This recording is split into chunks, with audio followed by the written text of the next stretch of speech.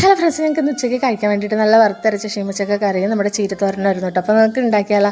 അതിനകത്ത് ഒരു ചട്ടിലേക്ക് കുറച്ച് ചെണ്ണ ചൂടായിട്ട് വരുമ്പോൾ കടുക് പൊട്ടിച്ച് നമ്മുടെ വറ്റൽമുളക് സവാളയും കൂടി ഇട്ട് കൊടുക്കണം. സവാള ഈ ഒരു രീതിയിൽ ഇട്ട് കൊടുക്കുക. എന്നിട്ട് ഒന്ന് ഇളക്കി കൊടുത്തതിന് ശേഷം നമ്മൾ കുനുകുനാന്നരിഞ്ഞ ചീരയല്ലേ അതും കൂടെ വാരിത്തള്ളണേ. അപ്പോൾ ഇങ്ങനെ പൊങ്ങിയിരിക്കണം കാണുമ്പോൾ തോന്നും ഇപ്പോൾ തറയിൽ പോകുന്നു കേട്ടോ. പക്ഷെ പോയില്ല, അത് ചുങ്ങി പാത്രത്തിൻ്റെ അടിയിൽ പറ്റി കിടക്കും കേട്ടോ. അപ്പോൾ അത് നന്നായിട്ടൊന്ന് ഇളക്കി കൊടുത്തതിന് ശേഷം നമുക്ക് മൂടി വെക്കാവേ. ഈ ഒരു സമയത്ത് നമുക്ക് ഇതിൽ ചേർക്കാനുള്ള അരപ്പരച്ചെടുക്കാം. അതിനാവശ്യത്തിനുള്ള തേങ്ങയും പിന്നെ നമ്മുടെ വെളുത്തുള്ളിയില്ല അതും പിന്നെ ജീരക പച്ചമുളകും കൂടി ഇട്ട് കൊടുത്തിട്ട് ആവശ്യത്തിന് ഉപ്പും കൂടി ഇട്ട് കൊടുക്കുക. ഇതിൽ മഞ്ഞപ്പൊടിയൊന്നും ചേർക്കുന്നില്ല കേട്ടോ, ഞാൻ ചീരത്തോരനല്ലേ.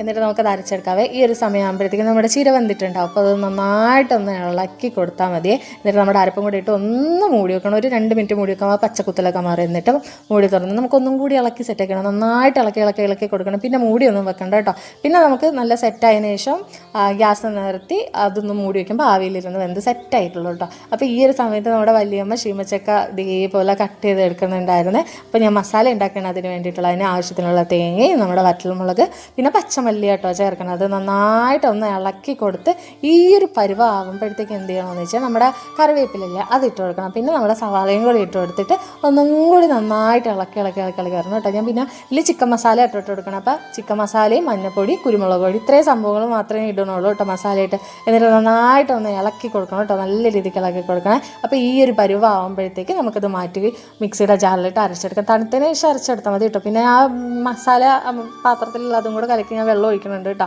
എന്നിട്ട് നമുക്കത് അരച്ചെടുക്കാം. എന്നിട്ട് ആ ചട്ടിയിൽ തന്നെ നമ്മൾ ആവശ്യത്തിനുള്ള വെള്ളം ഒഴിച്ച് അതിലേക്ക് നമ്മൾ നേരത്തെ അരിഞ്ഞ് വെച്ച ഷിമിച്ചക്കല അതും ഇട്ട് കൊടുത്ത് നമ്മുടെ ചെറിയ ഉള്ളില്ല അത് കുനുകുനാന്നരിഞ്ഞ് അതും കൂടി ഇട്ട് കൊടുത്ത് ആവശ്യത്തിന് മഞ്ഞൾപ്പൊടി കുറച്ച് ചിക്കൻ മസാല കുറച്ച് ഉപ്പ് ഇതും കൂടി ഇട്ട് കൊടുത്ത് നന്നായിട്ടൊന്ന് ഇളക്കിയതിന് ശേഷം നമുക്ക് മൂടി വെച്ച് വേവിക്കാം കേട്ടോ.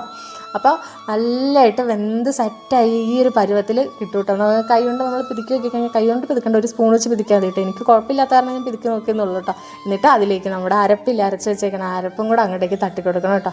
എന്നിട്ട് അതിൽ കുറച്ച് ആവശ്യത്തിന് ആ മിക്സിയുടെ ജാറിൽ തന്നെ കുറച്ച് വെള്ളം കൂടി ആവശ്യത്തിനുള്ള വെള്ളം കൂടി ചേർത്ത് നമുക്ക് ഇളക്കി കൊടുക്കാം കേട്ടോ. അതിന് ശേഷം നമ്മുടെ തക്കാളി കുനുകുനാന്നരിഞ്ഞ് അതും കൂടി ഇട്ട് കൊടുത്ത് നമുക്കതൊന്ന് മൂടി വെച്ച് വേവിക്കാം കേട്ടോ.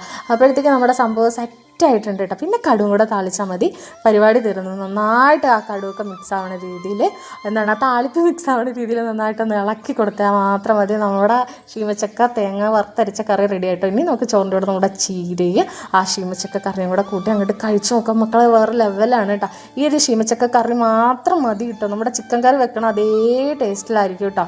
അത്രയ്ക്ക് ടേസ്റ്റാണ്. ഞാൻ വെറുതെ പറയണേന്നല്ല, നിങ്ങൾ ചെയ്ത് നോക്കുക അപ്പോൾ മനസ്സിലാവും. ഇനി വെറുതെ പറയണമെങ്കിൽ നിങ്ങളൊന്നും ചെയ്യണ്ട, സത്യമായിട്ടും വെറുതെ പറയണല്ലേ. നല്ല ടേസ്റ്റാണ്. അപ്പോൾ ഞങ്ങൾ എല്ലാവരും കൂടി ഇരുന്ന് കഴിച്ചിട്ടുണ്ട്, എല്ലാവർക്കും ഇഷ്ടപ്പെട്ടു. അപ്പോൾ ഇന്നത്തെ വിശേഷം അത്രയേ ഉള്ളൂ. ടാറ്റ ബൈ.